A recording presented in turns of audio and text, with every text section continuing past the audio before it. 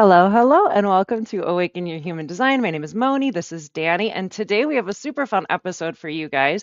We are going to be talking about the observer effect in human design and how seeing it changes it. And what is this idea, like the human design experiment? Like, what are we actually playing with here? So it's going to be a juicy one. It's wicked juicy because at the end of the day, anyone who's been following the quantum mechanics discoveries realizes in a very clear and present way, we're actually tapping into that right now where all of our individual definition is. You hear me say all the time, all the other definitions serves the creative individual, even though you can't tell out in the world because the creative individual is relegated, but it's still that's the actual workings, and that creative individual is in the now because they're in the pulse, and that pulse is our connection into the quantum world. Wowzers. Yeah, yeah, it's pretty huge, and I just made that statement, and I don't even know if it's going to mean a lot yet to a lot of people. Yeah, that's why it'll be fun to like talk it through and explore it. Hmm. Yep. Fantastic. If Yeah. you're interested in booking a human design reading with either Danny or myself, check out the QR code above, or I have the links down in the description box below. You can use code AWAKEN to save 10%. So if you want to learn a whole lot about yourself, go really deep, get a super in-depth reading with either me or Danny, both of us in our own fun, interesting ways, check that out. We would love to read for you. Mm. And as always, thank you for liking and subscribing. Thank you for commenting, asking us questions, hanging out with us. We love having you. And let's get into some quantum weirdness. Let's do it. The observer. I love it. Seeing it. You're going to see it. Let's go, Moni. I can't wait. I'm jumping ahead already. You are a little bit, but it's okay. I see your excitement. You're a man, Jen. You skip steps. So, Yeah. what is the observer effect? So this is a quantum physics tie-in with human design. And so the idea is the act of observing a phenomenon alters its behavior. So reality isn't fixed. Awareness collapses possibilities into outcomes, and just by looking at something and watching it, we change what happens. Indeed, we do. We become a participant. Now, that doesn't work on the macro world. So the old, the original, physics, the Einsteinian physics that came from Copernicus through Newton, through, Galileo, through Newton, and then Einstein finally said, hey, there's a little more to the story, and he did general relativity and special relativity. He Everyone showed quite clearly how it works on the big world. The quantum world is everything that's tiny and minute and so small that you can't even measure it. How long did it take us to capture the neutrino, right? 15 years to finally measure one, something like that. They've been looking at it for a long time because they're so infinitesimally small. And then there's a layer in between those two worlds, and we're going to talk about that layer. That's where everything emerges. And so, yeah, we've been watching this for a long time. When you get to the double slit experiment that you have a video for, it's going to show what just happened. This double split experiment is what made Einstein say spooky action at a distance. That's a famous quote from him when he was like, I can't explain that, but there's got to be a classical answer for it. And the thing is, there's classical physics and then there's the quantum physics. And they're both exactly correct when they stay in their lane. And neither one can fully explain the movements of the other if they try to cross over. They've been trying to tie these together. Everyone knows this as the unified field theory, the unified theory of everything, to mathematically make a complete loop. We don't have it yet because we can't break through that one spot. When you look at the dang double slit experiment, it starts acting like a wave, that which came out as what we thought was a particle. Hmm. And that's so this idea of quantum, right? It's kind of a buzzy word. It sounds like a Yeah. smart word. Like help us like kind of explain like what that even means, because I feel it's like there's kind of like physical physics and material physics, and then is like the quantum kind of that like unseen, intangible, energetic. There's an effect, but we can't really like see it officially. We can't, measure it in the same way. Like what do we mean by Hmm. quantum? Well, starting at about the size of an atom or bigger, the world that wanted to make the atomic bomb knew what that was. It seemed like a contained little thing, individuated all on its own. An atom seemed like a thing you could hold in a pair of tweezers or something if you had one small enough. And then we found out, oh, these things are made up of things that are, a million times smaller than it. These things we've called quarks. and muons and gluons and and neutrinos. I mean, there's six different quarks. They've got six names: up, down, strange, charm. Two other names I forgot what it is. Weak, strong, or something like that. And because there's so many variations, and even the neutrino, as they started measuring it, seeing what it was, as they could actually start to measure it more, they realized, oh, this thing has three different positions. It's tumbling, and each tumble makes it be different. So what is that? That's not the same force that moves the planets at all. And what they found was gravity has really no effect in the quantum world, but the quantum world seems to create the gravitational field. It's so small that we can't really measure it. We see its effects and then we watch its emergence, because in the quantum world, the tiny small stuff, when you work with it, it takes a nuclear collider like the CERN Hadron Collider, and there's other ones around the world. You have to smash these things to watch the effects of how they operate. And you start to realize these things are operating on a different level. They're not operating what we see of where we count gravity, because it makes Mars stay where Mars is, right? So we know what the heck Jupiter is, and Venus and Pluto, and us and the moon, the most important one besides the sun. So the very small, so small, a millionth the size of a proton or a neutron, a millionth the size of that tiny little atom, millionth the size of it. And these things are bubbling around in things we call fields that defy regular classical movement. And where we try to get them to meet together, there's always math. Hey, the planet pi r squared times the root of this, and all this beautiful math tells us how the planets work. And then the math changes into this sort of mysterious thing where there's all kinds of differential equations, things you and I could never solve for. I get it. It's way beyond me, but it's different. And when they try and sew them together, that gets lost in translation. That was a fairly complicated description. Did you catch that? What do you glean from what I just said? So I also looked up the word quantum just to like go super, super basic, and it says in physics, the smallest quantity of radiant energy. Hmm. The smallest packet that can possibly be measured, seen, or worked with. And it's doing The, some funny stuff that like we can't see the same as we can in like material physics. in the quantum world and in the classical physics world, um, we call that we. It is called reduction. Yeah, we like that. We, me too. I named it also. It's called reduction. It can be reduced no further. It can be reduced no further. We can reduce mercury into a pile of rocks. We can reduce those pile of rocks into its dust. We can reduce that dust into its atomic material, right? Atoms. And when we go any further, we leap over into the quantum world, and all we can do is observe it. We can manipulate certain things like sort of how it works. The computers that are working now use all of the quantum theories that gosh, I forgot what was the name of the scientist. There was like six or seven scientists throughout the past, 150 years that have added to this. I'm forgetting the one I'm thinking of, but his equations hold true to this day. I'm not sure if people are aware, but they ran the experiment. They took a watch and another watch and they calibrated them, and they put one in a plane to move faster and one on Earth they left to move slower, and the one in the plane that moved faster fell behind in time. The one on Earth, the faster you go, closer you reach the speed of light, meaning 10 miles an hour is closer to the speed of light than the guy behind me moving 10 miles an hour slower. As soon as I am pulling away from, my time slows down. As you get to the speed of light, Albert Einstein demonstrated time stands still and mass becomes infinite. Now you can never get there.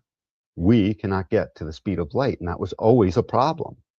It's like, well, let's deal with the math. What if? And the math couldn't work. Every time you got there, you got to infinity. And equations don't work if they go to infinity. They just don't work. Um, that's just a rule in science. Every time it goes to infinity, it doesn't work anymore. That's why we can never fully measure a circle. If you calculate pi, it goes to infinity. The numbers just keep Mm. 1, 4, 1, 9, 3, da, da, da, da, da, da. 1,000 numbers out, still going. A million numbers, it just never stops.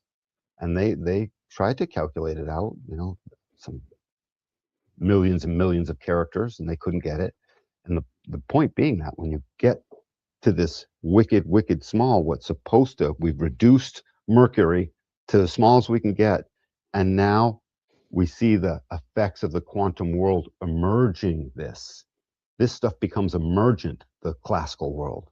And we can't figure out how that is and really fully why that is.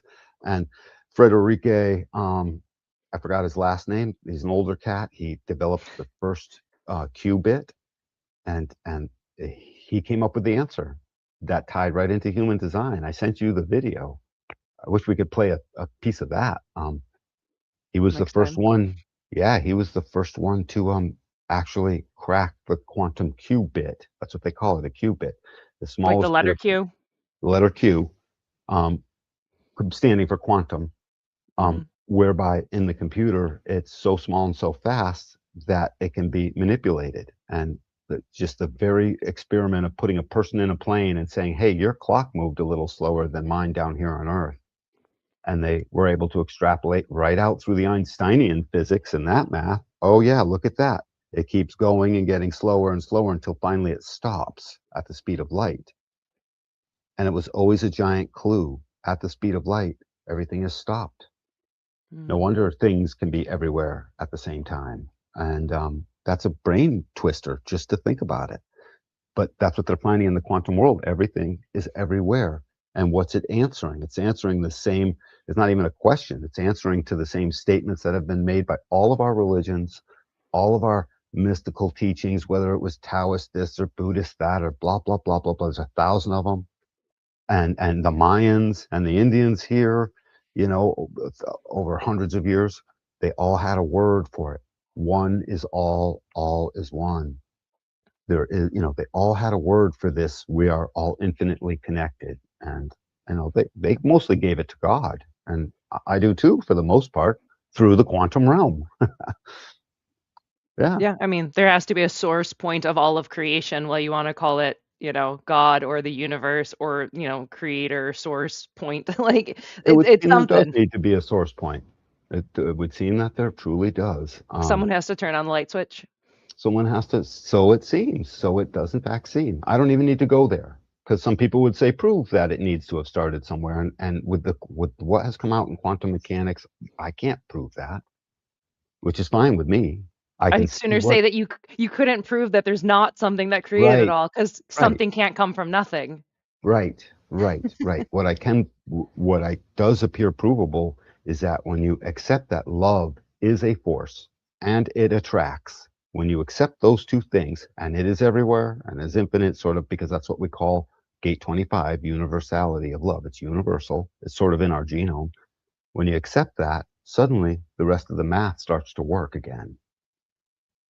The rest of the math starts to work. That's what Frederick Egg, I forget his last name, if you just Google Frederique, the quantum love man, you'll find it because he postulated that love actually is a force, and if you just allow for it, you can start to make sense of the rest of the quantum world in a predictive way, which is what we want from our theories, right? And our hypotheses. They need to have predictive power. They need to work, and so he keeps showing that it works, and it's something that we've known all along.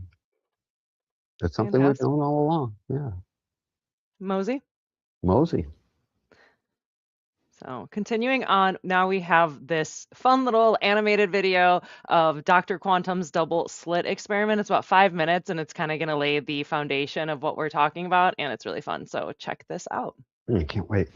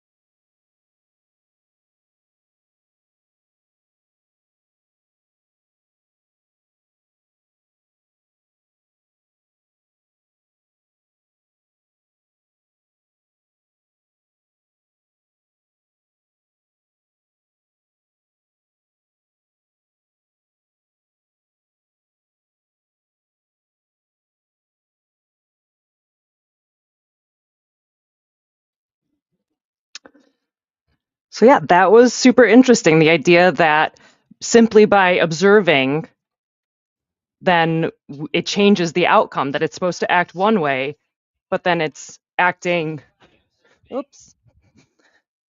Even when they shot it through one at a time, even when they put it through one at a time, they said, let's do one at a time. Hmm. Literally one photon at a time, one electron at a time. And they would put it through and it would randomly go through one of the two slits. And then they would wait. And then they would do one more. And over the course of a week doing that, it had the same effect. Yeah, the idea that it's supposed to act one way in the way you expect it to act, but then by observing it, it acts a whole different way. Right. Because if photons and electrons are things, a quanta, meaning the smallest reducible packet of exertable energy, if that's the case, it should go through like a bullet and hit somewhere and always hit there approximately. That's why they're, different bubbles, they make a line. It should make two lines only. If it were a machine gun, it would make two lines. But they see that it does what happens when you drop a pebble and then a pebble into a perfectly clear pond, or let's say a puddle that's just sitting there and it's big enough. And you drop a pebble here and a pebble a few feet away, right? You get those ripples. What happens when they finally interfere with each other? They have high points and low points. They're interfering. Like what happens? It's how you get a killer wave, by the way. All the high points and low points randomly come together and give all their energy in one moment up. You get one of those killer rogue waves, and then it comes right back down and goes back to this simmering, um, like it's boiling water almost. And so that's what they get. That's why you see multiple slits, because it's an interference pattern. When you see it and it's not animated, you can tell it's the darker shade and the lighter shade. The darker shade still has some light in it, and the lighter shade still has some dark in it. You can tell they're not perfect, except the one in the center is pretty close because it's the strongest. And that's the up and the down of the wave principle. The whole wave principle is well understood, and this is that. How did it turn into a wave? It was a thing. We shot a thing. It became a wave because we looked at it. What is that? That's emergence. That's inside this quantum realm. That is this place in between the quantum math and the classical physics math. That's where our individual definition taps into through our strategy and authority. I mean, on our life, as we live our life, clearly, we can't tell that. We just wonder why our strategy and authority keeps working out.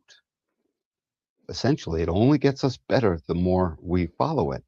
But when we get into what we're observing a little later in this episode, or probably in the next slide, couple slides, we're going to see, oh my God, we get to witness it. So, Yeah, so the observer effect. Without eyes on it, electrons dance as waves, exploring all paths. But add an observer, they become definite particles, and seeing changes the game. yeah, and that observer doesn't have to be human eyes. People are like, does it have to be a conscious observer and an electronic device watching it? They're finding out that it observes itself in a way as we keep participating with it, but truly unobserved by an electronic device or anything, it will act like what we want it to act like. And then we look at it, and I might have that reversed. When we look at it, it acts like what we want it to look like. When we're not looking, it acts like the wave part of the particle. And so seeing it, and when you get into human design, you start to see, oh, seeing the conditioning kills it, but I can't see it any place other than as an emergence. Everyone knows inside of their experiment, what do, Moni? We're like, oh, like with the I saw IFA the thing. thing. I saw I it. saw the Oh thing. my God, I saw the thing. You said that thing, and then I saw that thing. Oh my God. Right. And when did you see it? Right now. It emerged. And that's the thing. And you can't keep seeing it. You just saw it. You have to have a new thing show up, emerge for there to now say, I saw it again. So it's that thing. And we see it as this like microsecond of emergence. And then we see it and we have all kinds of stories to say about it and all of that. But it's dancing around under the surface that the whole time is a thing, just waiting for us to emerge it again, have it emerge into reality. This answers the question of when I say answers the question, it leaves little to doubt when it comes to, why did God create the universe so he could experience himself? And so here we are experiencing it with moments of touching God. And then we experience it. And then we see it. Oh my God, I saw it. Like you said, oh my God, I saw it. In that moment, God's on the other side saying, oh, yeah, hey, there's a touch. Um, and if for those who want to say, well, it's not God, it's whatever, something else, hey, the quantum world, we have kissed. The energetic exchange of emergence has taken place. And we saw it. It emerged. And so the trick is to keep seeing it, not necessarily to collapse it like they do in the quantum world.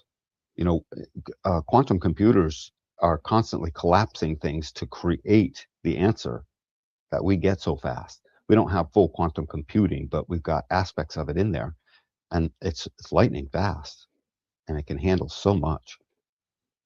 By the way, it works best at almost absolute zero. Can't quite get to absolute zero or things sort of stop moving. But within like a few thousandths of a degree of absolute zero, stuff is ripping along at a trillion miles an hour. Now you know why the electricity use is so substantial. Mm, Takes a lot to get to maintain absolute zero for all of your circuitry pathways. I mean, so you get one of these big giant server farms, this giant building, and it's loaded with the computing power, all of that stuff internally. When I say all of it, I don't know how much of it really. Do the electric cables that go to it and plug into a wall somewhere, do they have to be, I don't know, but inside the computing itself, absolute zero. That's a huge energy drain. So, mm, mhm. but seeing it collapses it in the real world. By the way, there's a lot of theories. There's almost 20 different theories of of the quantum mechanics.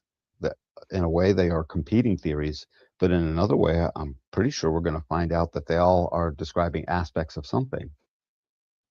Because inside this measurement process of trying to leap over the emergent layer in between the quantum physics and the classical physics, we keep noticing that every time we come up with the math for it, that it wasn't the math so much that described the thing, it was the thing was already there, and the math is just something we finally noticed. We finally, it was already there and we noticed it. And every time we did see it and get the next piece of the puzzle, there's always another piece. There keeps always being stuff that we can't get to. So in our human design experiment, that doesn't happen. We can get to all of it because we stay pretty much on the classical side of things with moments of emergence of, oh my God, I'm seeing it. By the way, we have that emergence all over the place, right? You lock eyes with someone in a supermarket. In that moment, you've just entered the quantum world and you've left it, entered and left at the same, almost at the same time. But in that moment of locking eyes, you're now in the now. You're watching a movie and suddenly you realize what the ending's going to be. That has emerged in you. All kinds of things. Your very first kiss with somebody or whatever, and suddenly you're brought into a place that is it. We use words like it felt like magic, you know, but in reality, and it does, and in reality, we also are drawing upon this fluidic space in between the classical and the quantum world that that can't be measured. I love that. I just love that. Oh well, what's one of my favorite things, Moni? God doesn't really want me to know. I don't get to know until I guess I have to. I don't get to know. If Oh I was well. supposed to know, I would know. I was supposed to know I would know. So apparently it keeps me safe. This is keeping us, I would say, safe. All we have to do is allow it, though, and start seeing it. Seeing it attracts it. Mhm. It even describes the attraction, the law of attraction. It describes the seven laws Deepak pointed out in his seven spiritual laws. I think he said for success, but whatever, his seven spiritual principles, that book that landed him on the you know, on the stage of a larger stage of life. And so it keeps describing all the principles that have been around forever. So those guys, every time we say, "Hey, those guys, they were on to something," right? At the Kabbalah, the astrology people, I Ching. I Ching guys, those they were all totally on to something. Everyone's getting like a different bite of the pizza. Yep, just like the 20 or so, 19 or 20 competing theories right now. Just a little slower back then. They didn't have, computers and internet. Or it's even And like we all have our different lunar nodes, so we all have a different perspective on the world. yep, like quite literally, we all Yeah. do, and each one is right. That's the It's just a thing. different angle. It's like a different prism on the diamond. Exactly. What do they say about the filmmaker? The story gets told first by the choice of camera angle they chose to film from. Yeah. That's the first part of how the story is going to be told. Mosey. Hmm. So I have this cute little meme here. So quantum particles, vibing, human observes them. Quantum particles. Well, now I'm not doing it. That's exactly what it is. Now I'm not doing it because you're looking. You're looking at me. No, I don't want to see it. I'm naked. Don't look. In the moment of looking, just like locking eyes with someone, random when you're out in the world, at the moment of seeing it, we've entered that quantum slipstream. It's too fast for us. Try not to pretend. I mean, I'm not going to sit here and pretend I can exist in it. I just know that it emerges. And the more I step into right now, the more it emerges. And it's pretty cool. Um, and that's what's happening. You see it in that moment, you've cooperated with it. So quantum physics talks all about field theory. Classical physics has field theory in it, just saying that, everything is a field. Gravity even is a field, but the classical world doesn't have to treat it as such because they can measure what it actually does. This planet pulls on that planet by this amount. And so it is really cool that at the moment of observing, when it comes to the small stuff, it'd be really cool if we could observe Mars and suddenly, or another planet, and suddenly, oh, we saw it. Now it's going to collapse into something else. That everything would be ruined quickly.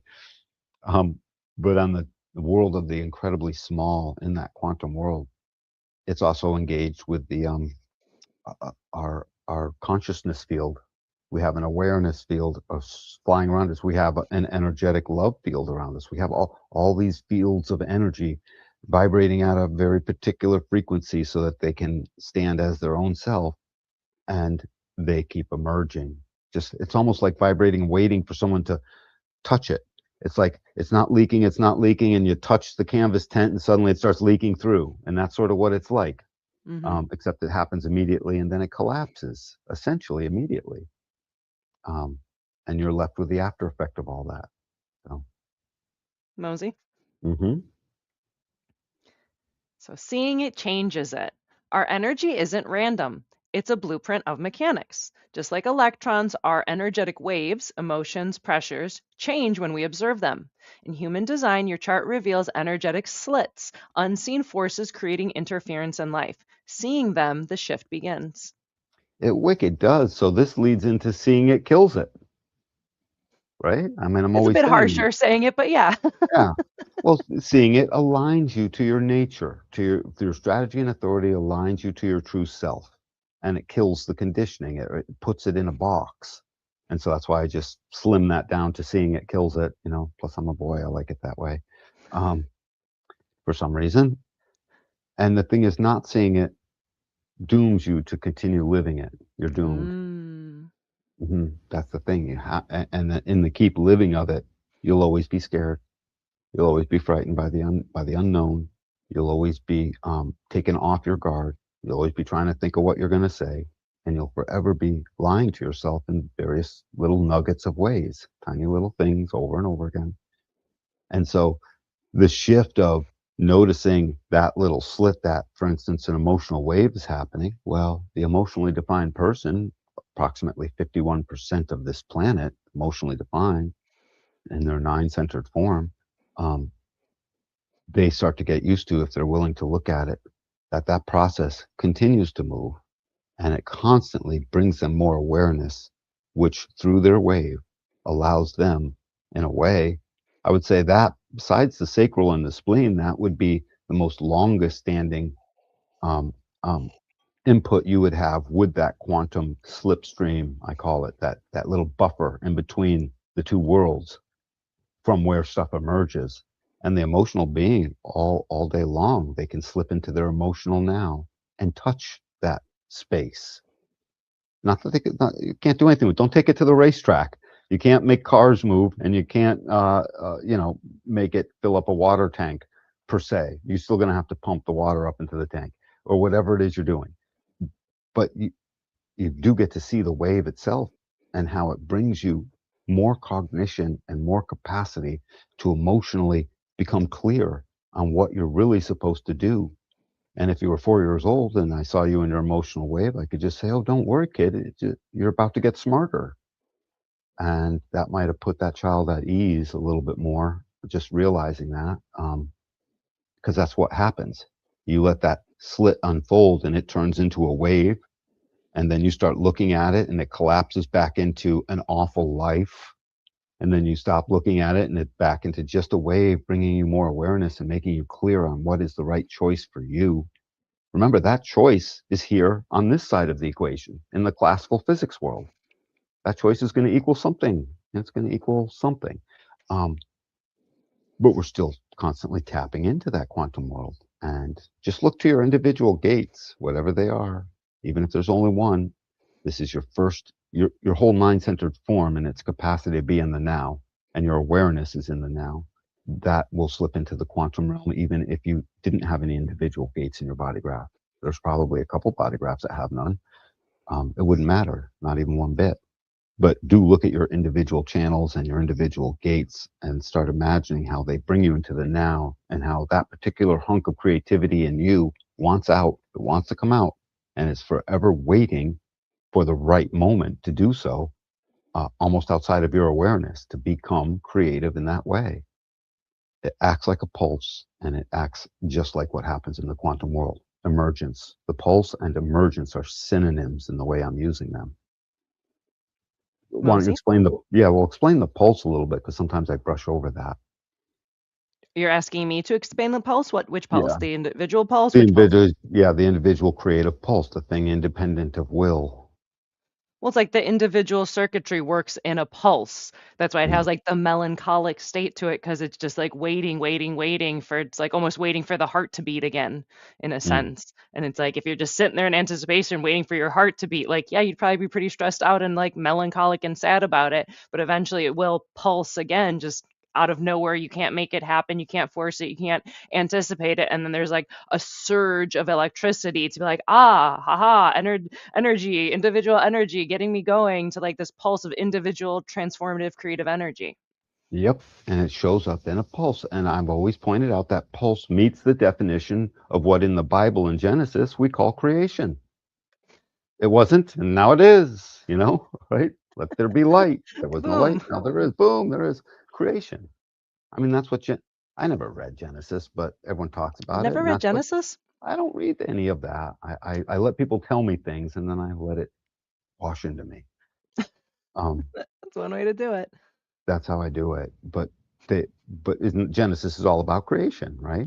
I mean, yeah, it's the first like story of creation in the very beginning of the Bible. Yes, Somewhere in there, God said, "Let there be light," or is he that did say that. okay? I So have him quoted. that wasn't just the proper. That wasn't just a spin on something. Anyway, so there it is. Let there be light. Let there be earth. Let there be man. Genesis. The Genesis itself is the making of something from nothing. I mean, just the word itself. Um, Mm-hmm. and the pulse of individual creativity in that moment that it happens, it emerges. Something came from what wasn't there in the first place. Yeah, Genesis comes from the Greek origin or source, Hmm. first Yeah. recorded in Latin in like the 1600. Yeah. You could even call Genesis a quanta. To Cool. quantize something in the human design body chart, by the way, to take one gate of a channel and then the other gate, when they come together, Ra would always say they make a quantum. And it's that Mm. thing that is more than, different than, emergent from, and greater than the two parts separately. Greater than the sum of its parts. The one and Yep. one makes three kind of thing. You have gate Right. 59, you have gate 6, but that's not just, 59 and 6 creates that, it creates something new. It creates a channel that is something Exactly. beyond the two separate gates on their own. Absolutely, like 100,000%. And so, I mean, that's a thing. Pay close attention to that. So, Mosey? Hmm. Continuing on, the observer effect in human design. When there's energy happening and it's unobserved and unaligned, it's weird vibes, it's tension. We're amplifying these energies, but we're also distorting them. When we're feeling other people's energies in our undefined centers and undefined gates, it's not just, hey, we're feeling their energy. It's like a guitar amp that's on too high and it's like, wah, wah, wah, wah, wah, and it's all distorted. And it's the same Hmm. thing as like when this is all happening and it's unobserved and I'm being affected by it, it feels super weird. But once you Scary can, too. oh yeah, it can feel so agitating. Like as a super sensitive energy projector, like I can get so overwhelmed with other people's energy that it could make me like absolutely act crazy, Hmm. but it's not actually mine. It's just how I'm feeling the distortion of other people's energies that are overwhelming and it can feel like jagged and scratchy. Absolutely. But then by observing it and going, hey, that's not mine, or hey, this is why this happened, then awareness reveals the mechanics behind the funky energy. That's not mine. That's not me. It's environmental conditioning. It's what I'm picking up from other people that's foreign to me, and I can't properly process it because it's not mine. So seeing it collapses the wave of confusion into clear particles of action. Dude, that was so gorgeous. Did you write that? It's I just mean, beautiful. It's you must have because I didn't. And there it is. It I did emerged. I did It create the emerged. presentation. It's Yeah, what I there you do. go. It's emerged. And so that's not mine. That's not me. And this stuff is environmental. Don't forget there's a transit field. All the planets are transiting a gate at some point in time, all 13 of them. So we're getting transited by that, and that goes into our body and becomes part of our design for that time being. And even that isn't ours. Hey, that's not me. So it's both the environmental conditioning of everyone around us, and it's the greater program we're in. So it's coming from within. So our environmental conditioning, our internal thinking that conditions us, the things that we start believing where mind is in control instead of our sacral or instead of our inner authority or even our authority, generally speaking. And so you start to see it's not me. And all it takes is seeing. And this is why the seeing collapses it into ultimately something manageable. I mean, Mhm. that's what's happening. You've read for emotional people, and in the very beginning, how do I get it to stop? It's the number one thing I hear. I don't hear it every time, but almost every time. How do I get it to stop? What can I do about it? Even people who've been in their design, still in their experiment, still in the beginning want it to stop. And just like a girl with her menstrual cycle, when that time comes of the month, she can't make it stop. It's got to roll Do through, its does it thing. not? It's got to do its thing. You don't, So it's the same thing with an emotional wave. And it's the same thing with all the characteristics you'll see in your body graph. My sudden explosive responsiveness that wants to finish everyone's sentence, you know, oh, I can see that. Doesn't mean that I have to do that. I can try to slow down just for the sake of, all the rest of the consciousness I miss when I do that, and it's an excited, oh, that's my open root. It's putting me under pressure to want to hurry. Okay. Oh my God, it did it again. Well, at least I'm seeing it, that type of thing. So you get to see that with so many peculiar little things in you. And when you start seeing the things that aren't for you, you realize that's not the emergence I want collapsing into form anymore, because the not self of you will also be an observer and collapse a not self world and wrap it around you like saran wrap on that awful show that was called The Sick. And if you got sick, a bunch of guys showed up and they saran wrap you and threw you in a fire because there was a sickness killing all of planet Earth unless they got rid of it. It was just awful. It literally, why did I choose that? I have no idea. It wraps in you because it's a giant not self-deadly game that makes us live a much lesser life, and it makes us destroy what is it we're supposed to have, and it makes us not know. And the first moment and glimpse we truly get of what is the real scoop is right about at the moment of death, when we're in the stages of Bardos and all the rest of the constructs are stripped away, and like a good Bufalberry's experience, we recognize, oh my God, I am love. Look at that. Look at that. Oh, you didn't know? You didn't get the memo? Your I 4 year forgot. old. Yeah, right. Right. The 4-year-old remembered.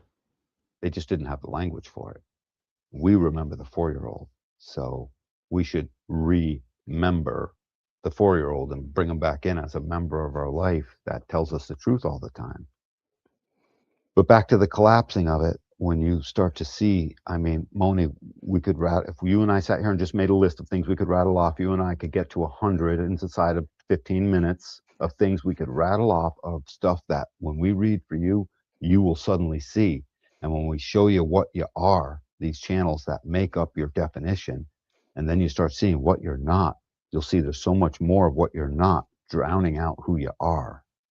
And it leaves you with this binary sense. Every once in a while, you feel like yourself, but it's filled with fear because you're so used to that going away and something else clouding it. So you think it's a permanent state of it going away, permanently going away, when in reality, it's permanently trying to emerge. Learn to collapse the right field. And you can't, it's not something I teach you, it's something you see simply by me telling you and Moni telling you when we read for you the keynotes that go into your body graph and tell you who you are, your definition, your gates, your type, your profile, all of that, and tell you who you're not, everything else. How many gates does someone have defined in their body graph on average? Did you ever count them up? Isn't it like 19? Yeah, 18, 19, 20.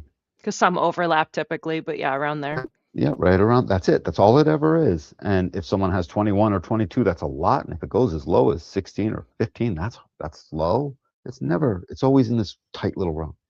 Well, there's 64 gates. That means if you just go to 20, that means 44 of them aren't. More than two-thirds is open, even if all your centers are defined. Like, let's say you just have all your centers defined. I've seen people with everything defined. Hmm. They still have 44 open gates.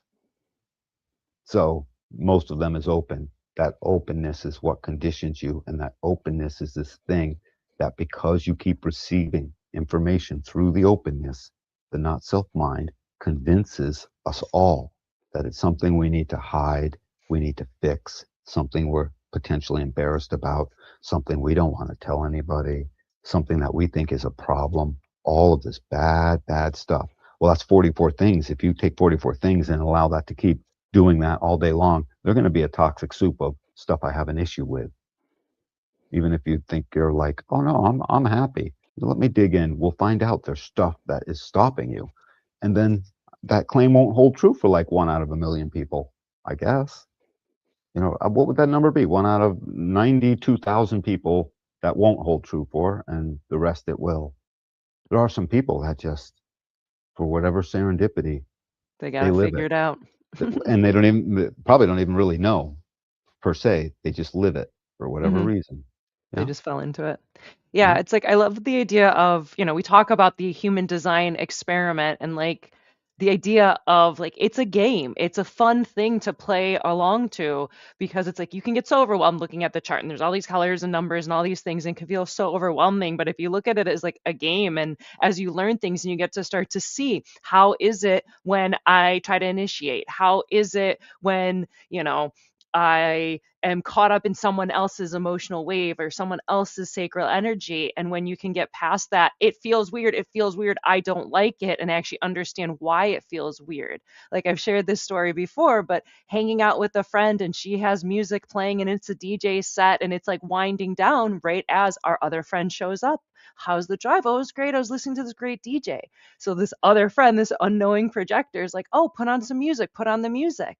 And the generator friend, the manifesting generator, was like, he just got there, he just showed up, he wasn't ready to like take over the music. And she's like, no, no, do it, put it on.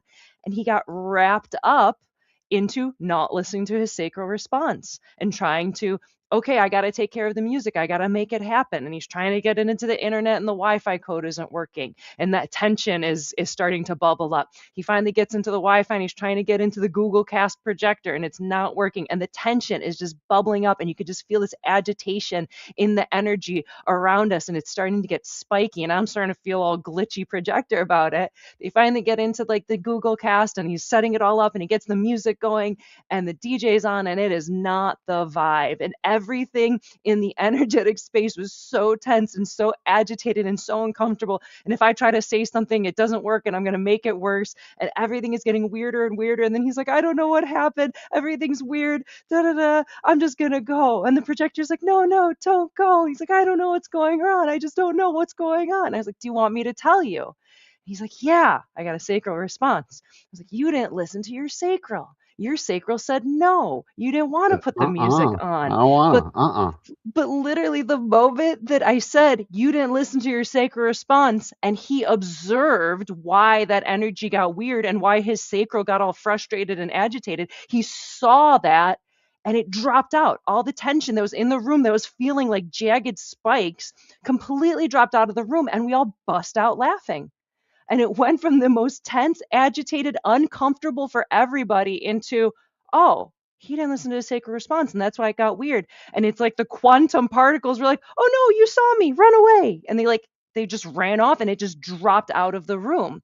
And it was such a visceral experience of playing with the human design experiment and playing with the observer effect. And simply by observing what it is that happened and why it got weird, the weirdness went away. Mm. It's just so good, and it happened in a moment. Yeah, So a in the split moment of second, his like right, his recognition in that moment was his, divergence and emergent divergence in and reemergence back out in cooperation with this quantum realm, the mechanics of what was going on underneath. It was happening at his genetic level, and, he saw it. He's like, "Oh my mhm. god, talk about being disorganized inside," Oh, you yeah. know? It was so chaotic. It was, like, incredibly chaotic, and the second he saw it and his sacral flipped from the frustration to like, "Oh, okay, that's why," and that hard shift from, "Oh my god, it feels horrible," to his sacral's totally over it, like, it was just we all bust out laughing. It was like belly laughing, and we're all joking around like nothing ever got weird in the first place. It was amazing. All because of one moment in time that should have been, no, not the right time. He should have said to that gal in that very first moment, it's like, "Oh, I'm not ready yet. Soon, hang tight." Yeah, and that was his initial, and the projector's like, "No, no, it's okay, do it." And she kind of pushed him, unknowing projector, thinking that she's helping, kind of Right. pushed it along, and yeah, so I was like, "You listen to your sacral response." I'd like you to notice in the picture, Moni, I'm assuming this is, again, this is your doing. You correctly, obviously chose, there's the adult with all the problems, and there's the 2 children with the truth. There's no difference between these 2 creatures, right? The kids below and the adult all freaked out up top. Yeah. What's the difference between them? Some years? That's it. Lost in not understanding the energetics, lost in I have to do this thing because that's what he felt like. He's like, I have to do this thing. I'm responsible. I have to take it on, even though I said no, and now I've agreed to it. So now the train has left the station. So now he feels obligated to commit to this thing, to fix this thing, because I'm supposed to. And everything got weird and tense and uncomfortable. And the moment it was like, hey, you didn't have to do that. And that's why things got so weird. Oh, okay. Ha ha ha ha. And we all like, we're like little kids. It literally felt like the tense, adult, agitated energy into, oh, wait, this is all super silly and it doesn't matter. And just laughing and joking and being just children, childlike innocence again. If you wanna slip into your human design experiment, you need no more to know than these 3 things. The kid is always right. The little 4-year-old in you, they hold the truth. When I say always right, they hold what is true for your energy and what's actually correct for you. You gotta see it because seeing it kills it, collapses it correctly into who you are, and, um, and you take all of that and you wrap it up into a moment of being willing to witness as the observer. I'm willing to see it or not. And if you're willing to enter into that experiment, you'll start seeing it for yourself. Everything realigns. Decollapse and then re-entangle your life correctly as yourself. Get entangled with you. The kid is always right. Trust that you do love yourself. Trust that. And if you wonder about it, look in a mirror and say it out loud and see if you feel fake or impostery. If you do, keep saying it because it's true and seeing it kills it. Kid is always right. Accept the postulate that you do love yourself. You're still here. And that you got to see that because seeing it becomes that observer. Let's talk about what they're seeing and like How is one thing observing the other? Is that on the next slide? Um, let's see what's on the next slide. I think, yeah, let's do that on the next one. So, spot the why behind the weirdness. Observation releases resistance. Tension evaporates, bad vibes fade, less drama, more flow. Decisions align with your design. What you see, you can decondition. See the mechanics, and the gross energy just drops out. No more fighting waves, surf them instead. Yeah, and I don't know a single surfer on a wave that isn't psyched to the ends of the earth, and I don't know a single down person lost in the misery of an unaware emotional wave that thinks that life is worth living. You know, same wave, same action, same movement. They're going to come down on the beach in the same place. That's where they're going to land. One is having the time of their life, and the other, so recognize what this slide is telling you. The tension, and that's what we're after. The tension equals resistance in your life. And that resistance it strays you away from your true self, the thing that will lead itself to the right job, to the right people, to the right place, to all the right things in your life. When I say all of them, I mean all of them. Um, all of them that are possible with whatever amount of time you have left. And this gets you there simply by being willing to look at it. We give you the language when we read your chart. Hey, check this out. This is you. Hey, check this out. This particular thing, this is who you're not. We assign a lot of language to it, and that language is understandable across all the different languages of the planet. It doesn't matter what language you speak, everyone understands. And we call it keynotes. They're phrases and words that equal the chemistry that is happening as a result of these 64 codons in your genome. It bubbles up to the surface. We got names for it. We got names that you are aware of and you'll recognize. And then you just go about the business over that next week of seeing it and over that next month. And the next thing you know, you're in your experiment. You don't need any special knowledge. You already have it. The knowledge is the knowledge you've been living with. And by the way, you know the knowledge. It has been beating you over the head, most of it, the whole time. When we start pointing it out, the honest you is going to say, oh, yeah, that thing. I hate that thing. It's going to say that just about every time. Anyway, seeing it kills it. Continuing on. Hmm. The observer effect. In quantum, seeing changes waves to particles. In human design, seeing the energetics drops the tension, revealing flow. Observe and experiment. I had it right the first time. Turns the waves into the particles. Um, so, anyways, in human design, yeah, because I forgot if I was saying it backwards for a second. It doesn't really matter. But in your human design experiment, as you're willing to witness, we start to witness. Even we get to see who's the observer. You start to recognize the more you're willing to look, you'll see two sets of behaviors. One, it's like, why did I do that? Where did that come from? That's your unconscious definition and gates and lines. And the other thing is like, I knew I was going to do that thing. I always do this thing. Why do I keep doing this thing? That's your conscious definition. That's the black Uh-huh. gates and lines on the right side, those 13, gates that are the planets and the nodes and the moon and sun, earth. And you start to realize, oh, I'm the combination of both of these things. I'm an awareness that sits in cooperation with both of them. And suddenly, in a moment, you start to realize I'm separate from all of it, witnessing that I am this construct of two different awarenesses, two different consciousnesses. What's the plural of consciousness? Consciousness is, I guess, I think so. a little bit clumsy. I'm going to come up with a new one. The French will have some way to place a nice I on the end of it. Maybe the Italians will. Um, so when was the last time you noticed that you notice yourself noticing something? It's not that hard. As soon as you start seeing it, you start seeing it easily. Soon, if you really get into it and you're willing to allow yourself to keep noticing, you'll start to notice, oh my God, I am part of something much bigger. You can't quite, I've noticed I can't quite hold on to it. I look at it, I'm there, and then it starts to fade away because I think I've collapsed it and I'm not meant to live in the slipstream. I'm only meant to touch it and have it emerge onto me. That's my Mm. job. My job is as the receiver of its emergence. And every once in a while it'll emerge, and then I'll be its megaphone, and I'll amplify it out in the world, or I'll do whatever with that.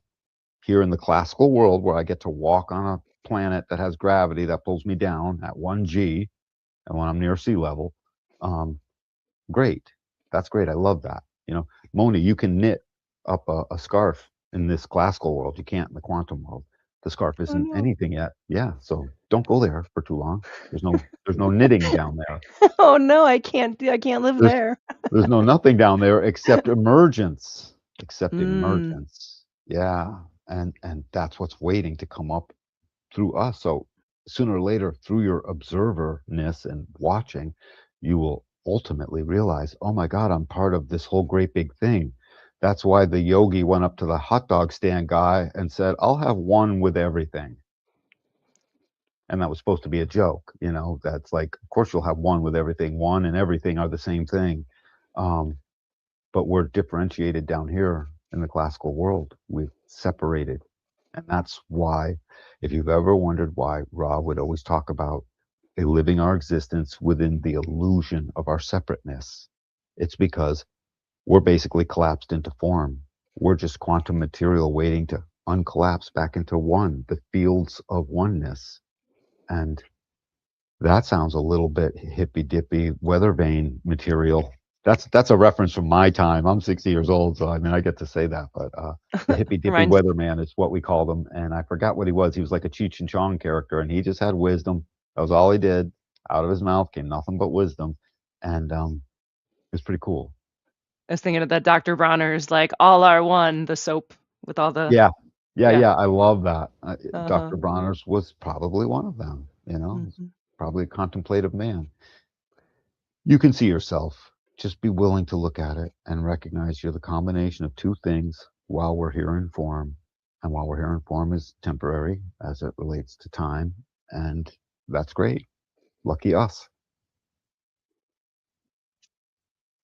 So that was fun. That was our little observer effect and human design episode, our little deep dive of I love the idea of like the human design experiment, and that's what we call it. And how long have you been in your experiment for? And what little experiments are you playing? But I wanted to, yeah, dive into what is this experiment and how do we actually understand it from this quantum physics perspective of by understanding the mechanics of human design, the keynoting of the different centers and how the mechanics play out, then we can observe them and experiment with them. And simply by observing them, we change them so they're not going to control us and drive us crazy. My manifesting generator friend who didn't listen to his sacral response, everything got so tense and weird. And the moment it was like, hey, you didn't listen to your sacred response.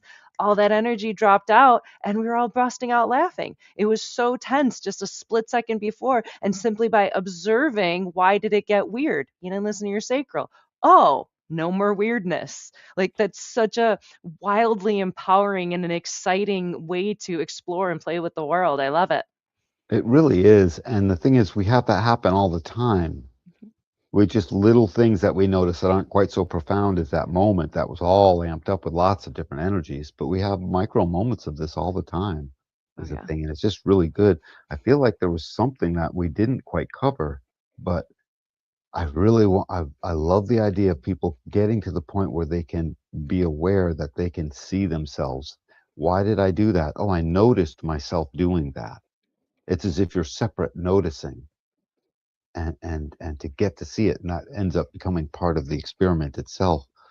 But just back to the practical experiment that it goes on as we experiment with our human design knowledge, and you get given your type and your strategy and authority, you can't help but to see it. You would have to try to stick your head under the sand. So I guess that's a warning. Don't get your human design read if you're not ready, because it's hard to unsee what gets seen.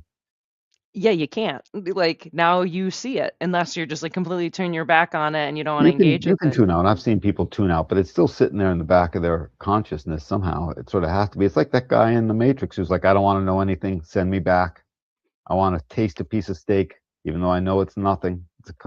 It's a combination of photons, hurled together to look like steak. But boy, does it feel delicious to me. I forgot that character. He was the guy who turned on everyone. What else, Moni? The What Observer. I else? think it was pretty profound. I think we're pretty good here. Yeah, There any it was a questions? We are live, right? yeah, we're super live. We're super live. And Yeah, we have a few anyone viewers. anyone ask anything? Not yet. Okay, cool. Yeah. I'm Yeah. good. So Let's move continue on on. with part two. Hmm. So, for part two of tonight's episode, we are going to be diving into the right angle cross of contagion and the four different varieties, depending on which quarter someone is born in. Then they have one, two, three, or four. And so, we're going to explore how they are similar and different. Yeah, and when we look at the four different angles of like this cross of contagion, it's always this. As whenever we get to this, it's always the same cross, but it's viewed through a totally different lens. It's like brothers and sisters of a family of four. Hmm. They're all part of the same thing, but they all see it from a different lens, and that's the sun and the personality. So that's what we'll be going through. Yeah. If you're interested in booking a human design reading with either Danny or myself, check out the QR code above, or I have the link down in the description box below. You can use code AWAKEN to save 10%. So if you want to go super deep, if you want to go super deep and get a really thorough understanding of yourself, your friends, your loved ones, check it out. We would love to read for you and get to know you better. And as always, thank you for liking, subscribing. Thank you for commenting, asking us questions, hanging out with us. We love having you, and let's get into it. Let's do it. So, starting off with the right angle cross of contagion. So, this includes the solar plexus, sacral, and throat centers. So, the first one shows up in quarter one, the quarter of initiation, which is a very mental inspiration kind of quarter. And these are gates 30, 29, 14, and 8. And these people are born around February 13th through the 15th, depending on the year. These are innocent instruments of the innocent instruments of fate who can step in unexpectedly and change the fate of others through experience, discovery, and learning. Ra continues with this cross operating through gate 30. The nature of this stream, the 4130, the 36, and the 35, is not to be capable of awareness, as this leads to the potential of all experience. Fools do rush in, and desire makes fools of us all. When we come to the cross of contagion, you've got this incredible desire. Yeah, we can hunt the bear, but what about the elephant? It starts a whole process of saying that there's more, there's got to be more. Maybe there is more. Desire leads to expectation. Without this 30th gate of desire, we couldn't be here. It is so important as it moves us in such a profound way, because what desire does is tell us that there isn't anything out there we can't try. Remember, it's collective. Think of the beginning of healing. If no one had this stream, we'd never figure out what works. Two people walking in a field. Suddenly someone sees mushrooms. Desire is unaware and doesn't say, now, if I eat this, I could drop dead. It's not into that. What it's into is expectation. If I eat this, who knows? Maybe it's incredible. Maybe it's incredible. Maybe the taste is wonderful. Maybe I'll have a fantastic experience. So he eats it, and if he drops dead, the other person says, don't eat these mushrooms anymore. This is the experiential way. Without fools rushing in, there would be no way of finding out which mushrooms do what. We'd have no way of finding out what heals and what doesn't. It isn't the blind leading the blind. We learned through that process. Desire is a number of things, one of which is to make a commitment. It's saying yes to making a commitment. It's a blind yes, with the 30 and 29 as opposites. Always look at the arms of the crosses. They tell you incredible stories. They are exact mirrors of each other. They are the same thing, just split in the duality. The 30th gate says desire, and the 29th gate says yes, yes to desire. Underneath this is trial and error. The experiential way has to work through the trial and error process. Mistakes are going to be made. People aren't going to make it, but this is the story of our programming. The cross of contagion sets off a contagious influence. Don't eat that, don't touch that. And the contagion ends up being a little bit irresistible, is the thing. So when 30 is in the sun, just like Rob was saying, this is where we hunger for things. And because this stream, it is through the emotional awareness center, but because the awareness is of what we do desire and what is we sort of just want to have at that point in time, um, it's a little bit devoid of logic, and at times wildly devoid of logic and common sense, just so you know. So imagine a world where everyone had perfect common sense and certain risks were never taken because common sense says don't take that risk. Um, Ra was right. We wouldn't know. There's so many things that we just wouldn't know. And by the way, it can't happen because this stream is in the world from 41 up through gate 30, all the way to gate 35 in the throat center. This stream is in the world. It's wildly in the world. And by the way, it's wildly attractive. It becomes contagious. This is where the cross of contagion, in a way, is the most contagious because it's emotional. And if this person is emotionally defined and they go up on their wave, boy, do other people want to go with them. And it literally drags the world along on this next cool new thing. Contagion can lead to some pretty crazy things too, obviously. Um, so as we gain more awareness to our strategy and authority, ultimately, the crazy making of gate 30 that could show up starts to smooth itself out. So this quarter cross of contagion or initiation is, let's just get this party started already. One, two, three, go. It's solar plex. It's juicy. It wants the experience. It's in the collective. It needs to share. That's the keynote. It wants to share that with you. And the main thing to do with contagion when you fall into something else that is contagious is don't take it personally. This thing that became, something that everyone else wanted to do in that moment or that sort of showed up as something that could be done, it might not be right for you. You just don't know. It might not be right for you to go in all the way. It might be right for you to just do some of it. It's just use your strategy and authority so that you don't end up going too far. And if you went too far, that's the human way. And I hate to say it, but some people go too far and they end up unalive. What Evil Knievel should not have lived, you know? He should not have lived. He actually made it into old age where he stopped writing and died of natural causes ultimately. Um, Probably a lot of unnatural natural causes from all the bones he broke, but regardless, he should not be alive. He took his motorcycle over the dang thing in Caesar's Square, at Caesar's Palace, over that whole The fountain. gorge It was and over the the fountain. fountain. Yeah, he jumped over the Grand Canyon, but that was weird. He did it in a rocket ship kind of thing, so it was not the same thing. Um, but anyway, he did so many of them, and it was he shouldn't be alive. That was and everyone was waiting to see what would happen next. That's part of the contagion. What are they going to say? What was it with the Howard Stern movie? Why are the people listening to him? Well, the people that love him want to listen to him when they want to hear what he says next. Well, then how come everyone's listening to him? What about the people that hate him? That's the thing, sir. The people that hate Howard Stern, they're listening to him even more. Why? Because they want to see what he's going to say next. So that's contagious. What is it? What's going to happen next? What's next? What's next? It's a very sexualized channel too. So a lot of that what next is how are we intimate with one another? And you can imagine in this cross of contagion, there are very few bounds in how that can go. So contagious she is. Mosey. Mosey. So now in the second variety, this is in quarter two, which is the quarter of civilization, which is about bringing things into the material world and physicality. This is gates 8, 14, 30, and 29. So it's the same gates, just in a different order. And these people are born around May 15th through the 17th. These are people who lead by example and desire to make a contribution by committing resources towards ensuring future security and wealth, a civilizing example that impacts others. Ra continues. With this version of the cross of contagion, there's a need for contribution, not simply a matter of being able to coordinate the efforts of humanity or society, but also about having a place for mutation, because it's individual with the gate 8 leading. So the structure of civilization evolves within itself. Contagion is all about the need to make a contribution, to be able to make a contribution that's going to bring security and wealth.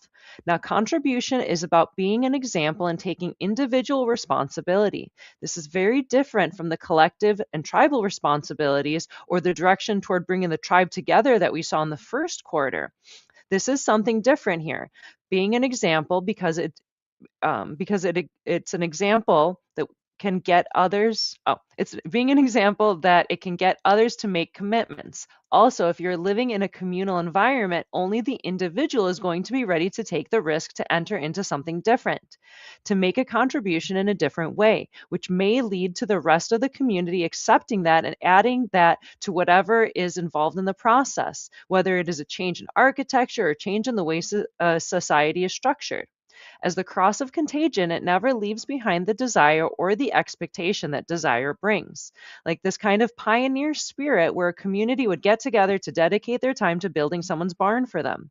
But somebody has to be the example that has to set it off and has to go out and do that. What takes place out of the cross of contagion is all that it's always there to impact others. It's always there to deeply influence others, but because it can. It is contagious after all. So, this individual contribution, as an example, becomes something that is very important. And it's also a civilizing step. If everybody could be an example, then less force is necessary to keep one constrained by the rules. Yeah, and being that example is a thing that, uniquely pours out of the person. Gate 8 is part of our uniqueness. I'd like you to everyone to notice that this cross shows up after but 1 gate, I mean, 2 gates have gone by in the quarter. This is right at the beginning. This is a necessary component for each quarter. That this contagiousness has to show up. We have to bring the people together. We have to motivate them to actually want to do something with each other. Contagion is to bring people together quite literally and move them in a similar direction, if for a moment or for years. It's there to do that. And when we have gate 8 in the sun, everything else is still there. Wanting to say yes, wanting the commitment to turn into something that is like this amazing experience, wanting to feel powerful. I'm talking about gate 14, but it's all focused through the lens of needing to make this contribution. And when you literally need to make your contribution and you want to and you have it and it pours out of you, that becomes your uniqueness. It becomes the way you set your example for yourself. Ra used the term, the example, he used it twice. Gate 8 in the penta, when we do penta analysis, becomes the example. In fact, the whole channel of inspiration becomes the example. How does the family penta demonstrate itself? What example do they set for the other, groups in the neighborhood, so to speak? And it's the same way in the human. I mean, in the individual, we want our uniqueness to be contributed. And this is simply just getting it to contribute, so there's cooperation here. It's a whole different thing. We're no longer simply enticing through the magic of the up wave that, like, is intoxicating all by itself, doesn't even need to say anything. You know, 30's got an easy pass with things. That's why it was in the first quarter. If initiation is the one that's gonna work the fastest, the easiest, because how can it or not, right, or not, as it relates to getting the party started. Gate 8 has to help plan and get the party started. Let me contribute to how this is all gonna work out, and let's make it a steadfast thing because 'cause I'm trying to manifest this. It's in the throat, and let my uniqueness be part of it, but it is a group effort. The 30 is part of a group effort because it's gotta share that with somebody, but it's not quite personal. The gate 8 sorta gets a little closer, almost like a tribal being. They've gotta contribute where the contribution serves the highest good, and the highest good is towards the betterment of group goals. It's about group goals and the group thing that's happening, so this is one gate in our body graph that is totally individual, but it shares all these collective, like, words because it's gotta sorta sew itself in. As its unique self, it's gotta fit into that greater collective aspect of things. I mean, if you just look at the throat, you can see it's surrounded by 2 rooks on either side, or 2 horses on either side, really. You Knights. the Yeah, 2 knights on either side, a 33 and a 31, and those are both collective.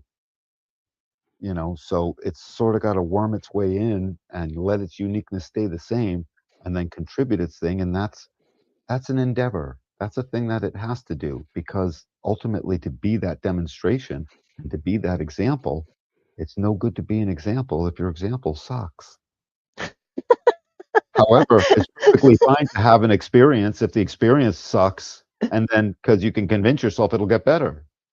Or you you know, learn something from it. or you learn something from it, or If you're just a bad whatever. example, let's just not do what that guy's doing. Right. If you're a bad example, it gets personal. It's like, so Mm, right. If you have a crazy feeling, that's a it's bad taken a role little less model. personally. It's Mhm. just a little bit less personally. But by the time you're in the throat, everyone already knows this is what you need to say, contribute, do. This is the example itself. This is what we're seeing. So people are seeing the most, what they see the most is that gate eight. What's it going to contribute? So no matter where the cross is, if gate eight doesn't have anything to contribute, the contagion slows down. The contagion becomes, less or non-existent because there's no valid contribution. They can't talk anyone into it, even if they are on a high of emotional wave. Maybe there is truly nothing. I want to jump across these alligator heads like James Bond did in that movie when he got off that island. He jumped alligator head after alligator head and ran with them. They all opened their mouth. It was so fake. It was before CGI. It was obvious. But, back in the early 80s when we first saw that, that was the coolest thing ever. I want that, but the thing is, that's stupid. That won't make a contribution to anything. However, someone with a gate 30 in their personality sun, and this cross may just do it anyway. Oops. Gate eight's probably not going to do that when that's in the sun. It adds Mm. more practicality. It's got to deal with the other. It can't not deal with the other. It's sitting right there in that part of where the penta completes itself, where our direction takes shape through the sphinx. All that's right there. It's all busy going on in this bottom part of the throat that helps synthesize our uniqueness out into the world. Um, and so it's got to deal with other people. There's certain practical natures that has to happen. It can't just contribute in a vacuum, but you can feel in a vacuum and talk anyone into trying it out for a minute. So, but you can't do that with contribution. It's a little bit different. You got to plan it out. You got to demonstrate. And demonstration takes a moment. Mosey? Hmm. On to the third variety of the right angle cross of contagion. This is quarter three, the quarter of duality, which is about relationships. And the order of the gates are 29, 30, 8, and 14. And these people are born around August 17th through the 19th. These are people who say yes to new and intimate experiences while looking for fulfillment through commitment, who are able to enter into an experiential process for the sake of the experience itself. Ra continues. With the third variety operating through gate 29, the 29th gate has an enormous importance in our lives, since it's part of the cycle that creates the timing system that brings a human life to end. Uh, in biology, it says no.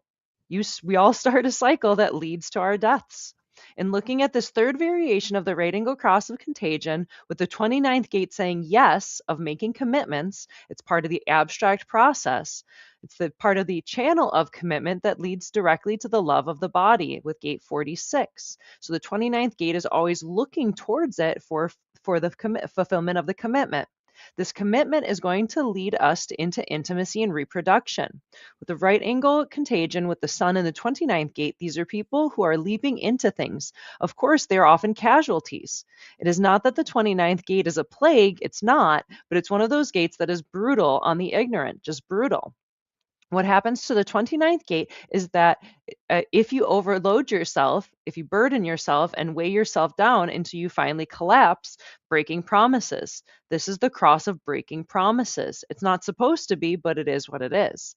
This is what leads to real bonding and intimacy. It's one of the jokes. The inconsistencies that come out of commitment drive us to find a commitment that can really last, something that can really hold us together. Gate 29 is the abysmal, the deep within the deep. This dark place is this dark place is what it is. It is really there in the beginning to drive us to find a way to assure a bond between this and that, the yin and the yang. And that depth, the Chinese called it the abysmal because the commitment in its purest form could find itself knowing no ends. So I started smashing rocks on a chain gang in prison. If I keep doing that forever, it's rather abysmal, you know, um, Hmm. because that's what I'm in right now. But 29's commitment, notice now we're in the quarter of duality. And it's wicked important these commitments get rolling so that duality becomes something that turns into what its name really is, the quarter of bonding. I keep saying this is where the babies get made, but really this is where the bonds get made. The babies can be made anytime around the year, obviously, and here, clearly, but the bonds are in this part of the wheel. And I like that it's moving through fall, that it's the end of summer moving into fall. And that's when people tend to start to figure out where they're going indoors and who they're going to share that indoor space with. That's just the thing. And so our bonding requires a commitment. So this is more serious business, but it's still getting towed away by being grounded in gate 30 on the other side. It's opposition, but where gate 30 is in the sun, gate 30's polarity, the quantum on the other side is gate 41, and that is just sheer desire, hunger. I want. I feel like this. Gate 29, while it's still part of the same abstract circuitry for the collective, it's pushing upwards into the identity, holding down a very tantric place in our body graph that is simply present in the experience. It's present in the experience because the very next step is gate 13, which has a very important job of collecting the entire collective's history so it can be told and it can be quantified and it can be accounted for. It's the accountant in a way of all of the stuff that ever happened and partly the meaning maker and storyteller of what it means and what therefore is going on. So 29's got a lot of it's pulled in a totally different direction. And its commitment is more solemn. And when it enters in right, it enters into only one and it says no to all the others. When it's entering in wrong, it's that, hey, I want to be on both sides of the fence. And it can't do that. That's where Ra's pointing out you run into trouble, obviously. Gate 29 on the surface, just call it the gate of saying yes. Oh yeah, let's do that. Yeah, let's do that too. Yeah, let's do that. Um, because when the other comes with their sharing energy and they ask you to share your energy to do the thing, it's, your inclination is to say yes. But your real inclination when you wake up to your nature is to follow your strategy and authority. More often than not, it's no, or I don't feel like it. I'm not in the mood, or I can't tell right now. Don't ask me now. I can't decide now. That's what's true more often than not. That's what's supposed to be okay. When 29 starts to realize that, when it does commit, because sacral says, gate 29 is the gate where two lovers can hold hands and say, are you ready to leap? And they'll leap over the edge together. Gate 29 makes that type of commitment. It's pretty heavy.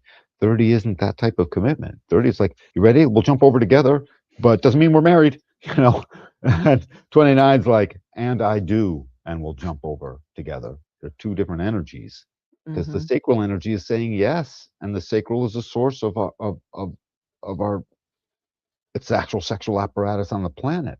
It's a hell of a commitment.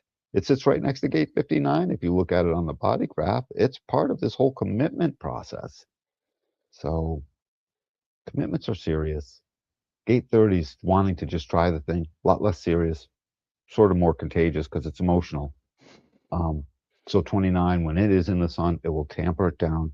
And instead of the wild contagion, you'll get the unique, individualized, personal contagion. It might still contain others, but very often in the bonding, it will also contain one other. This is the contagion that leads to a family, that leads to a marriage bond. Please notice, yes sits right in between the tribal 49. I'm looking up at the quarter of initiation and the spirit of 55. And when you go down here, 29 itself sits right between. We have to have a correct formula. And once that correct formula is found, I'll say yes to this bond. We move into 59. These two gates are like perfectly pocketed to accept a billiard ball right in the right place and knock it home. Um, when you just look at the wheel, it makes sense. And then it leads to that bonding. Yeah, Mosey? Mosey. So finally, we're talking about the fourth variety of the right angle cross of contagion in quarter four, the quarter of mutation, which is about transformation. And the order of the gates are 14, 8, 29, and 30, and these people are born around November 16th to the 18th. These are people committed to making a potent contribution to society through their accumulation and retention of power/money. Resources used to wisely empower fuel humanity's growth, development, and evolution. Ra continues with this fourth variety operating through gate 14. The 14th gate is all about wealth and accumulation of wealth. If you are born with the 14th gate, that is like being born with an inheritance. You are given an abundance of energy and the kind of energy that should be able to fulfill you at the material level. The first thing that the 14th gate begins with is that money isn't everything, because money is guaranteed and the material possibilities in life are their richest dealing with the 14th gate. The energy of the 14th gate fuels our direction in life. It's part of the channel of the beat, the keeper of the keys. With the sun in the 14th gate, we have the fourth variation of the right angle cross of contagion. This is all about looking for direction, looking for where to drive, since it is providing the fuel for direction. With the design sun in 29, which says, yes, I'll give you fuel for direction, there's only one thing about that. You can't give that fuel away because people will just take it. These are the kind of people in these are the kind of people in their lives constantly trying to get them to commit themselves, to make promises and provide energy that brings the benefits of that potential wealth. With the cross of contagion also carries burnout as a dominant theme, the blind commitment to things, and through that blind commitment, eventually burning out. That burnout isn't about burning out, falling down, and dropping down. It it it is that your commitment to an experience, a person, a career burns out and you have to leave it behind. But leaving it behind, one has a sense of failure, incompleteness, or a sense that you wasted your energy with that commitment. With the sun in the 14th gate, our theme is being focused on finding the right direction. For these people, that is what they are waiting for in life, waiting for those moments to make the commitment to the right direction in life. With the right direction comes the right fuel, and that means that is going to bring success in their lives. People carrying the right angle cross of contagion bring other people together and amass their energy for direction. For example, they can get people to invest their resources, and that is quite something. They can also get other people to make commitments. That way, in the way in which they do that is that these things fall into their lives. Possibilities jump into their lives. It's not like they're looking for them, as they are very much absorbed in their own material needs. With the 14th gate in your profile, if you don't pay attention to your security, have money in the bank, or something reliable that you can feel good about financially, you're never going to be stable. Never. One of the basic themes of the 14th gate is that if you don't assure your security, your life is not going to operate properly. As a very, very powerful source of energy, the 14th gate can be enormously destabilizing. It's a wicked powerful source of energy. In my previous long-standing career, I had as one of my right hands that would help, make everything work. She had the whole channel of the beat, and she had abundant energy to keep driving a direction. The company thrived with her in reality. So 14, what's it really doing? 14 is doing exactly what Ra was just pointing out. It brings this abundance of energy to move a direction. So when you're on a job, the reason people want this gate 14 is because it's easy to sense that they will help move a direction. Now, they can't really put words to that. It's hard to tell, because it's not like it jumps out and with a sign and tells you that. What's really sensed is that the person themselves, when they're there and they start up a new job, they seem to put in this all that becomes the type of contribution that feels good and it feels like the right commitment. That's what's happening. I just keynoted all four gates, but it comes from the sense of can do work, can get stuff done, is abundant with sacral energy to move this thing. If you ever want to help yourself figure out what arm of the cross meets what, you just take that gate and look over to its companion, the polarity on the other side that will create the channel, and that tells you so much about where you're going. Gate 2 is on the other side here. When gate 2 is on the other side, that says our direction has to be moving quickly, period. And gate 2 is also the home of a geometry that hooks us on. It's where the monopole sits. So it's this attractive force that's always attracting a direction. And gate 14 is like the gas pedal moving in that direction. Um, now 14 doesn't know where it's going. Gate 2 does. But at the end of the day, 14 knows that something's got to move in a particular way. So it does the work, and it's doing the work that gate 2 asks of it. Make it so I can move towards more beauty, towards a cleaner finish, towards something that isn't ugly, towards something that has aesthetic attractiveness, to something that is better. By the way, that aesthetic attractiveness isn't just that the house is well painted and all the trim is cut out real good and that it's, fancy lawn work and all that stuff. That stuff is part of it. It really is, by the way. Everyone wants their yard to look nice or their things when you have that. But it's also everything else. Are my feelings good? Do I have enough movement in my love life? Do I feel like the community I'm part of is abundantly happy and we're doing well and we have the resources we need? The accumulation and retention of resources through skilled and graceful interaction with others. That's not exactly how the line reads, but it's something like that. And that's what it's doing, is the thing.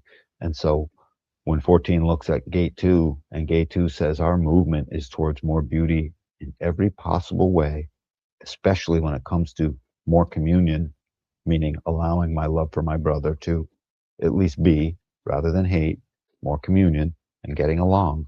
When that really happens, suddenly the direction is correct. And 14 knows it's the fuel for that, even if it's unconscious and you know it. Others do, and they ask for it. So when you add this to gate 29, oops, I said yes with my commitment to my great energy. When 29 says yes and gate 8 is stuck being committed to that energy that's now moving and doing the work to make a commitment, if any of this stuff isn't you, you're going to feel gate 30 like an idiot because the contribution makes you look like an unproductive, unexampled clown, and the work you're doing is for nothing, and you shouldn't have made the stupid commitment. That's a very normal path for a not self contagion starting on gate 14, starting with the melancholy of 14. Will I always have to work my whole life? Am I working myself to the bone? Am I doing the right work? The sadness that they're not making a move, they're not busting a move on anything. That's the melancholy behind gate 14. And that will just ramp up and cause all kinds of things if you don't know what it is. And if you do know what it is, suddenly you'll stop. This is a cross that absolutely needs to drive themselves in for a good, deep, thorough analysis of their chart because think about it. Think of all the commitment. Yeah, the QR code right above me. Um, think of committing yourself over and over again, right? You need to read this into your body graph because there's 44 gates and stuff that you don't have defined, and a bunch of them are pulling you away from your nature, making you afraid to not commit when the other comes to you to ask for it.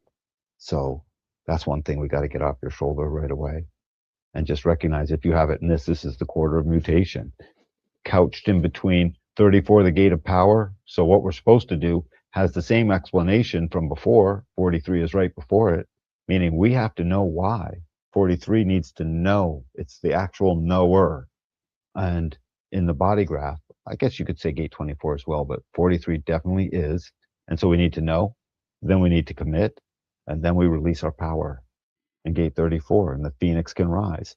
Think of this as shock paddles on the phoenix. Here's where we shock the phoenix awake in a way, because all that sacral juice coming right after it and all this yang energy. Just look at this, dude. Everything here for the first four gates is individual. It's unique.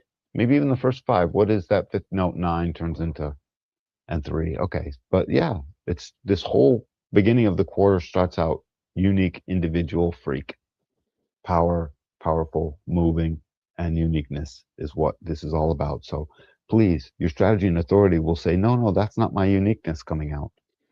That's my fear of saying no to the thing that someone's asking me to say yes to. So my uncomfort with it, my discomfort with it, my feeling like I'm supposed to, my habitual knee-jerk reaction to just say yes because it's easy. It's the easiest thing to say. And then you find out every single time it's also the hardest thing to do. So knock it off already. Come get your design read so you can see what these things are that are pulling you. Mosey? Oh, see. So, in conclusion, the right angle cross of contagion, which includes the solar plexus, sacral, and throat centers, carries an infectious enthusiasm for new experiences. Individuals inspire others through their passion, gate 30, and willingness to say yes to life, gate 29, often sparking movement or collective excitement. The purpose is to spread enthusiasm, inspire others to embrace new possibilities. They lead by example, gate 8, encouraging others to follow their passions, gate 14, while learning to balance their energy to avoid burnout. Yeah, they just don't need to burn everyone else out nor themselves. And that burnout comes with too many commitments. And those too many commitments come with a poor example. And that poor example comes with a lack of passion. And that lack of passion is a feeling like crap. Gate 30 and an emotional wave down. Don't do it. And I can't tell which gate is more important in this one. A lot of times there isn't one, there just isn't. But they all add their distinctiveness to this cross of contagion. And its placement on the wheel makes it very clear that contagiousness amongst humanity is a prerequisite for initiating life, essentially. We can't do it in a boring, humdrum thing where there's no example and no work getting done and you can't feel anything. Please don't place me in the gray painted institution room, with the appearance of bars on the windows. I just, my creativity won't be there. So Contagion paints that stuff yellow and polka dots and puts a boombox in the window and takes them bars out and invites everyone in for a party. And now it's not awful anymore. So that was our exploration of the right angle cross of contagion, continuing our incarnation cross series where we're going to go through all of them little bit by bit. So, yay. Yeah, we got a whole bunch to do still. 'Cause what we're doing with this is we're getting to how many are there? Is it 193? 190, Two? 192, but there's four varieties of all the Right. right angle crosses, so it ends up being a bit less. By the time we're done, we'll have hit 192 of these bad boys. We just knocked out four tonight. Yeah, let's see. Shazam. So there's 192 varieties if you Yep. include all the different types, and there's 112 if you're not counting like the right angle cross of contagion is four, but just one. So 112. Well, actually, I should have answered that myself. It's 64 times 3. So that's what it is. 180 Hmm. plus 4 times 3, 12, 192. Yay, math. Yay. Yay, math. See? That wasn't quantum math. That was classical math. That was regular math. That was regular math. Yeah, it's Anyway, it's fun though. I like going through the incarnation crosses and going through them in piece by piece because I feel like I learn a whole lot, obviously, about the incarnation cross and the varieties, but I end up learning more about the specific gates that lead each one out of the personality sun. Like, even mhm, if it's like I'm thinking of gate 14, and even if this person isn't a cross of contagion, I was like, oh, I just learned more about what it's like to have gate 14 in your natal chart. Like, that's pretty cool. absolutely. Absolutely. There will be an arc of contagion with every gate 14, no matter the type, no matter the definition. There's a little spark of that there. And they Fantastic. get things built. We like it. Any other final thoughts? No, not really. I think we covered everything. Always look at the polarity on the other side to understand the gate you're looking at, and then apply it to the name of the cross and what its purpose actually is, and you will come to understand these things just fine. And by the way, if you don't want to understand it, that's even better. I will read this for you, and Moni will read this for you. It's the best money you'll ever spend. Trust me. It's true. Absolutely. Yeah. It is. So, next week, we will be diving into the 7 year deconditioning process in human design, right? So, it's like, oh, it's a 7 year cycle. And so, I want to explore what is that like year by year as you're deconditioning from who you think you're supposed to be to who you actually are. So, I think that's going to be a whole lot of fun. There's a reason they call it the Saturn return, and the first Saturn cycle. There's four pieces to it, and they all happen to be a 7-year cycle, and that'll be a really good thing to talk about, Moni. Because we Absolutely. do it 4 times before we really get to graduate into if we wake up to our nature, we don't got to keep doing it the same. And if we do wake up into our, if we as we do wake up into our nature, it's totally different. So, if We we get to do love it. our 7 year cycle 4 times, Yep. Well, the very way first one as a kid, we don't know we're doing the cycle in the first place. So that one, in a way, we can't even see it. But as we do it the 4 times, clearly in the third and fourth cycle, we could start to see these things. And then they can set ourselves in stone so that when we go through that Saturn return, shazam, we know what we're doing. Fascinating. Hmm. So, if you're interested in booking a human design reading with either Danny or myself, check out the QR code above Danny, or we have the link down in the description box below. You can use code AWAKEN to save 10% on your reading. So, if you'd like to learn a whole lot more about yourself, go super deep, get a really in depth reading, we would love to read for you and help you learn more about yourself. And as Mm. always, thank you for liking, subscribing, commenting, hanging out with us. We love having you, and we will catch you next week for some more human design Much goodies. love, everyone. Can't wait to talk 7 year cycles. We'll see you then. Absolutely. Bye.